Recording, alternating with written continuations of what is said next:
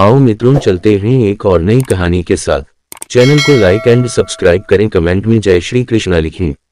भीष्म पितामह महाभारत के प्रमुख पात्रों में से एक थे। उनका असली नाम देवव्रत था। वे हस्तिनापुर के राजा शांतनु और गंगा के पुत्र थे। उनकी कथा महाभारत में त्याग, निष्ठा और धर्म के अनुपालन का अद्वितीय उदाहरण है। भीष्म नाम का अर्थ, देवव्रत ने अपने पिता शांतनु के लिए आजीवन ब्रह्मचर्य का व्रत लिया था।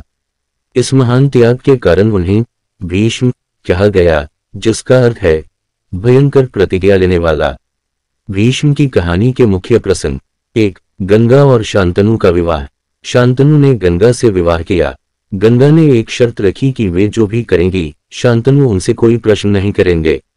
गंगा ने अपने 7 पुत्रों को नदी में बहा दिया। जब वह 8वें पुत्र देवव्रत को बहाने जा रही थी, तो शांतनु ने उन्हें रोक लिया।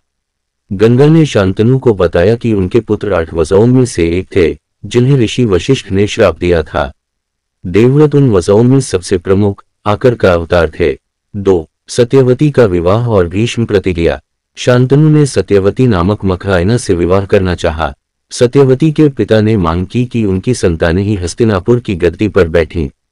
देवव्रत ने अपने पिता की इच्छा पूरी करने के लिए न केवल राजगद्दी त्याग दी, बल्कि आजीवन ब्रह्मचर्य का व्रत भी लिया। इस भीषण प्रतिज्ञा के कारण उन्हें भीष्म कहा गया। शांतनु ने भीष्म को वरदान दिया कि वे अपनी इच्छा से मृत्यु का चयन कर सकते हैं। 3. भीष्म का धर्म पालन। भीष्म ने हस्तिनापुर की राजगद्दी की रक्षा के लिए आजीवन संघर्ष किया। वे पांडव और कौरव दोनों के गुरु और संरक्षक थे। दुर्योधन के अन्यायपूर्ण व्यवहार के बावजूद भीष्म ने कौरवों का साथ दिया, क्योंकि वे हस्तिनापुर के राजकुल के प्रति निष्ठावान थे। 4. महाभारत युद्ध में भीष्म। महाभारत के युद्ध में भीष्म कौरवों की ओर से सेनापति बने।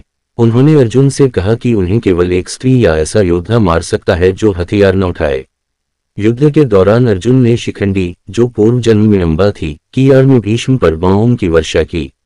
भीष्म बाणों की शैया पर लेट गए और अपनी इच्छा मृत्यु के वरदान का उपयोग करते हुए मकर संक्रांति तक प्राण त्यागने का इंतजार किया। 5. भीष्म की शिक्षा।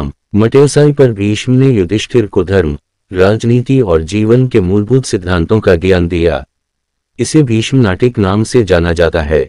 Dash dash dash. Bhishma Pitamah की कथा हमें निष्ठा, त्याग और धर्म के पालन की शिक्षा देती है, लेकिन यह भी दिखाती है कि अति निष्ठा कभी कभी कर्तव्य और अन्याय के बीच संतुलन बनाने में कठिनाई पैदा कर सकती है। चैनल को लाइक एंड सब्सक्राइब करें। कहानी कैसी लगी कमेंट में बताएं।